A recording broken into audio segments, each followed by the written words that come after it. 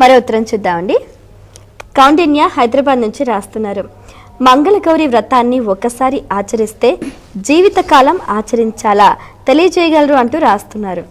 అసలు ఏ వ్రతమైనా సరే శాశ్వత కాలం చేస్తేనే అది వ్రతం అవుతుంది. వ్రత్యతే అనేన ఇది వ్రతం. గృహస్థ ఆశ్రమ వ్రతం అంటే భార్యని చేసుకున్నాడు, అలాగే ఆవిడ భర్త, వీళ్ళిద్దరూ కలిసి చేసేది గృహస్థ ఆశ్రమ వ్రతం. అంటే ఎవరు ఒకరు ముందు పైకి వెళ్ళిపోయేవారు అవుతారో అప్పటి వరకు ఈయన, అప్పటి వరకు ఆవిడ ఖచ్చితంగా కలిసి ఉండాల్సిందే. ఆ గృహస్థ ఆశ్రమ వ్రత ధర్మాన్ని పాటిస్తూనే ఉండాలి. కానీ అలా అలా అలా అలా అలా మధ్య మధ్యలో మార్చేస్తూ ఉంటే అది నేరం, ఘోరం, తప్పిదం, వ్రత ఆచరణం చేసినట్లు కాదు. ఏ వ్రతమైనా సరే, సత్యనారాయణ వ్రతం ఉంది అని అంటే అది సంవత్సరానికి ఒక్కమారైనా ఆచరిస్తూనే ఉండాలి తప్ప ఎప్పుడో ఇబ్బంది వచ్చినప్పుడు, ఎప్పుడో కష్టం వచ్చినప్పుడు, ఎప్పుడో పీకల మీదకి వచ్చినప్పుడు చేసేసి చేతులు దులుపుకుంటే అది వ్రతము అనిపించుకోదు.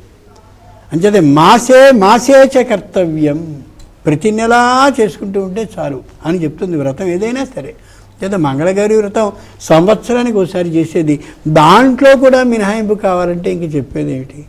ఆలోచించి చూద్దాం. అంటే కొంతమంది 5 ఏళ్ళ 16 ఏళ్ళ అని ఒక నియమం పెట్టుకుంటారు కదా. అసలు దాంట్లో ఎన్నెన్ని అమోఘమైన ప్రక్రియలు ఉన్నాయి. తన భర్త తన మాటని 5 ఏళ్ల పాటే వినాలా?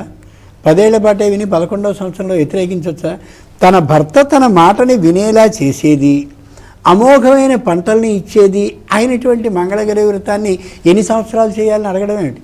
తన భర్త శాశ్వతంగా తన మాటలా వినాలా అక్కర్లేదా? తన భూమి శాశ్వతంగా పండాలా అక్కర్లేదా? పండాలి అనుకున్నప్పుడు, మాట తనది వినాలి అని అనుకున్నప్పుడు శాశ్వతంగా చేస్తూనే ఉండాలి. ఎప్పటికీ అప్పుడు ఫలితం వస్తుంది కాబట్టి. అంతేగాని ఇన్ని సంవత్సరాలు చేయాలని నియమం ఏమాత్రమూ లేదు. జీవితకాలము చేయవలసిందే. అబ్బో జీవితాంతం మేము ఎక్కడ చేస్తాం అని మానేయద్దు. ఇష్టంగా చేస్తే ఏదైనా కష్టం అనిపించదు.